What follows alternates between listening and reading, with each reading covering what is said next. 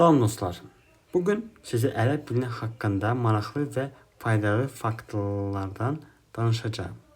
Ərəb dilinin dünyanın ən qədim və ən zəngin dillərdən biridir. Bu dildə 400 milyondan çox insan danışır. Ərəb dilinin 20-dən çox ölkədə rəsmi dövlət dilidir və dünyanın ən çox istifadə olunan dillərdən biri hesab olunur.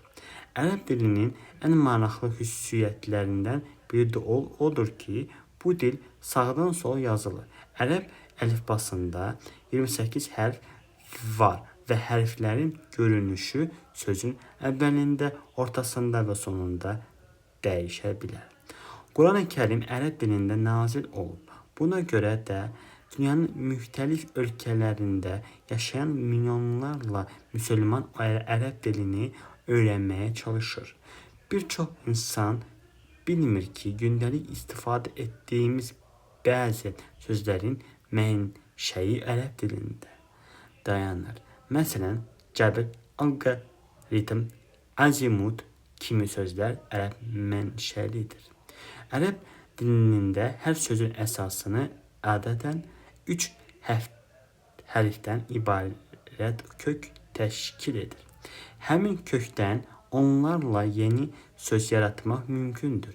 Bu xüsusiyyət ərəb dilini çox məntiqli və sistemli edir. Bugün Dubay, Abu Dhabi, Məkkə, Mədinə, Qahirə, Doha və digər böyük şəhərlərdə milyonlarla insan ərəb dilində danışır. Ərəb dilini bilmək yaxın şərq ölkələrində təhsil, iş və biznes sahəsində yeni imkanlar yarada bilər. Əgər siz ərəb mədəniyyətinə, tarixə və İslam elmlərinə maraq göstərirsinizsə, ərəb dilini öyrənmək sizin üçün böyük üstünlük olacaq. Videoya baxdığınız üçün təşəkkür edirəm. Daha çox maraqlı faktlar və ərəb dilinin dərsləri üçün kanala abunə olmayı unutmayın. Sağ olun və növbəti videolarda görüşək.